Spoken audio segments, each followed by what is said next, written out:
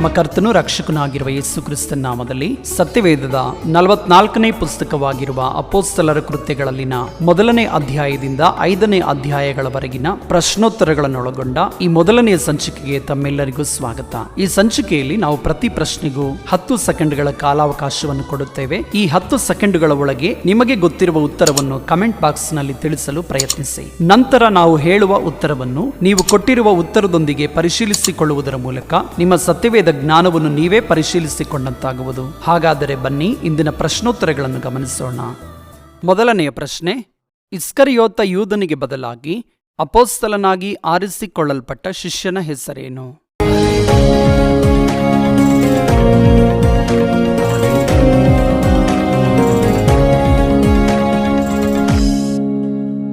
ಉತ್ತರ ಮತ್ತೀಯನು.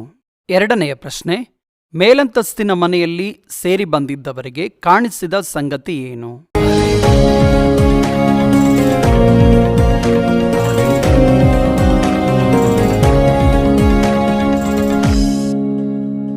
ಉತ್ತರ ಉರಿಯಂತಿದ್ದ ನಾಲಿಗೆಗಳು ವಿಂಗಡಿಸಿಕೊಳ್ಳುವ ಸಂಗತಿ.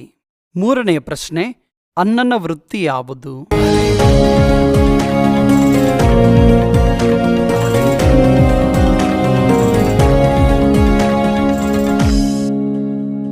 ಉತ್ತರ ಅನ್ನನು ಒಬ್ಬ ಮಹಾಯಾಜಕನು. ನಾಲ್ಕನೆಯ ಪ್ರಶ್ನೆ, ನಮ್ಮ ಪಾಪಗಳು ಅಳಿಸಲ್ಪಡಬೇಕಾದರೆ ನಾವು ಏನು ಮಾಡಬೇಕು?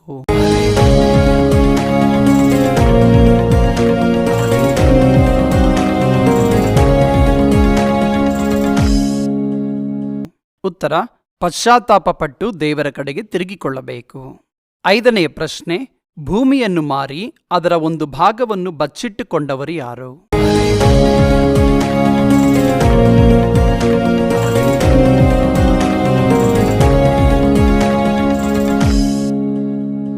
ಉತ್ತರ ಅನನೀಯ ಮತ್ತು ಸಫರ್ಯಳು. ಆರನೆಯ ಪ್ರಶ್ನೆ, ಯೇಸುವನ್ನು ಹಿಂಬಾಲಿಸುವ ಶಿಷ್ಯರಾದ ನಾವುಗಳು ಯಾವ ವಿಷಯದಲ್ಲಿ ಸಾಕ್ಷಿಗಳಾಗಿರಬೇಕು?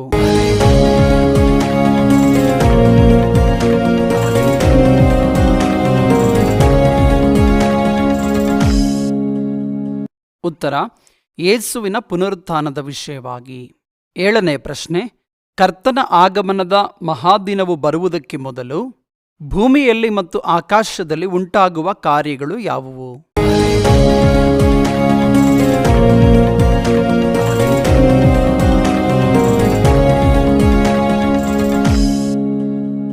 ಉತ್ತರ ಆಕಾಶದಲ್ಲಿ ಅದ್ಭುತ ಕಾರ್ಯ, ಭೂಮಿಯಲ್ಲಿ ಸೂಚಕ ಕಾರ್ಯ. ಎಂಟನೆಯ ಪ್ರಶ್ನೆ, ಪೇತ್ರ ಯೋಹಾನರು ಹುಟ್ಟುಕುಂಟನಿಗೆ ಏನನ್ನು ಕೊಡುತ್ತೇವೆಂದು ಹೇಳಿದರು?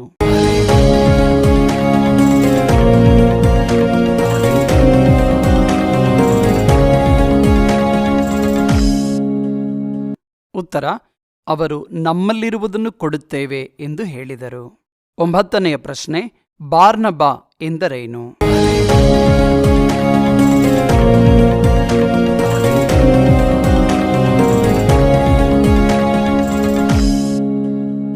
ಉತ್ತರ ಬಾರ್ನಬ ಎಂದರೆ ಧೈರ್ಯದಾಯಕ ಎಂದರ್ಥ. ಹತ್ತನೆಯ ಪ್ರಶ್ನೆ, ಕರ್ತನ ದೂತನು ಅಪೊಸ್ತಲರನ್ನು ಸೆರೆಮನೆಯಿಂದ ಹೊರಕ್ಕೆ ಕರೆದುಕೊಂಡು ಬಂದು ಏನೆಂದು ಹೇಳಿದನು?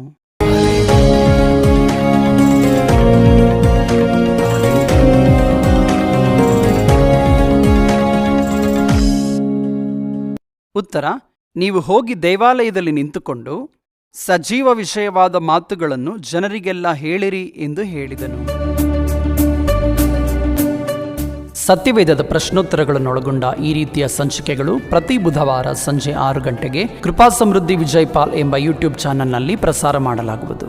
ಈ ಸಂಚಿಕೆ ನಿಮಗೆ ಇಷ್ಟವಾದಲ್ಲಿ ಲೈಕ್ ಹಾಗೂ ಈ ಚಾನೆಲ್ಗೆ ಸಬ್ಸ್ಕ್ರೈಬ್ ಮಾಡಿಕೊಳ್ಳುವುದರ ಮೂಲಕ ನಮ್ಮನ್ನು ಪ್ರೋತ್ಸಾಹಿಸಿ. ಈ ಸಂಚಿಕೆಗೆ ಸಂಬಂಧಪಟ್ಟ ಸಲಹೆ ಸೂಚನೆಗಳನ್ನು ಮತ್ತು ನಿಮ್ಮ ಅಮೂಲ್ಯವಾದ ಅಭಿಪ್ರಾಯಗಳನ್ನು ಕಮೆಂಟ್ ಬಾಕ್ಸ್ನಲ್ಲಿ ಕಮೆಂಟ್ ಮಾಡುವುದರ ಮೂಲಕ ಅಥವಾ 8050163607 ಎಂಬ ನಂಬರ್ಗೆ ವಾಟ್ಸಪ್ ಮಾಡುವುದರ ಮೂಲಕ ತಿಳಿಸಬಹುದು.